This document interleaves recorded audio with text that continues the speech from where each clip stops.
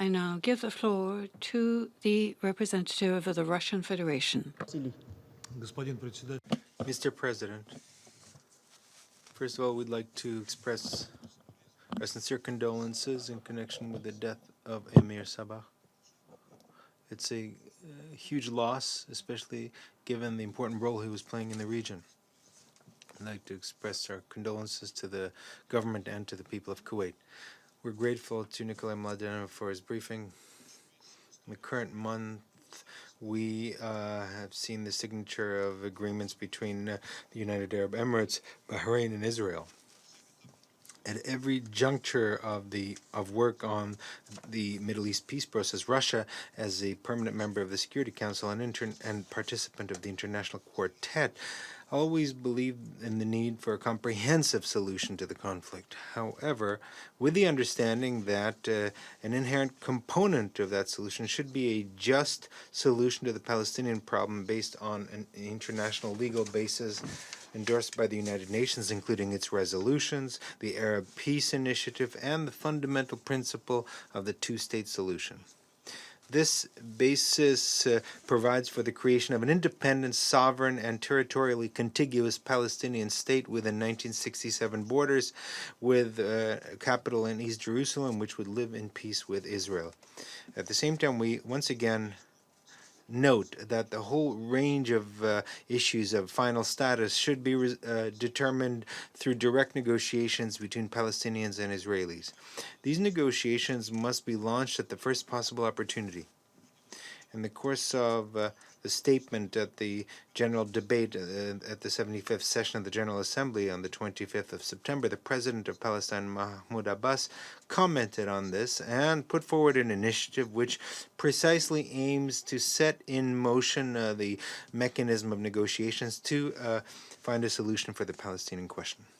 We are strongly convinced that isolated efforts will not lead to any breakthroughs.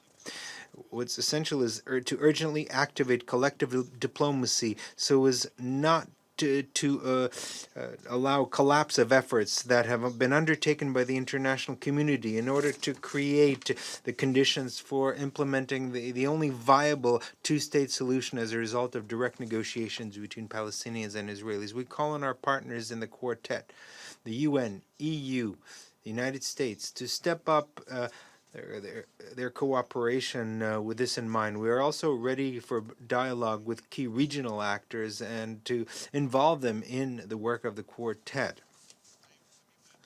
In addition to that, Russia is actively working with various Palestinian representatives in the interest of overcoming their differences and are providing assistance to our Egyptian friends. In this connection, we'd like to confirm the appeal to refrain from provocative actions and unilateral steps. First and foremost, what's important is to refrain from any kind of annexation plans.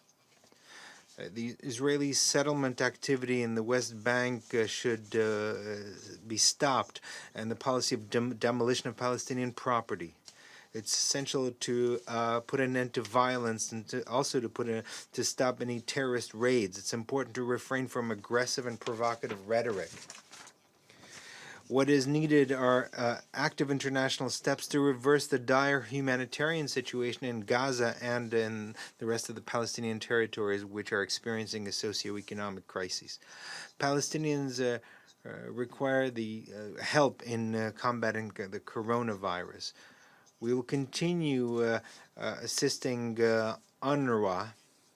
The work of UNRWA is not only humanitarian, but it has a political dimension by exerting an important stabilizing effect over the Palestinian territories and the countries in the Middle East. Thank you very much.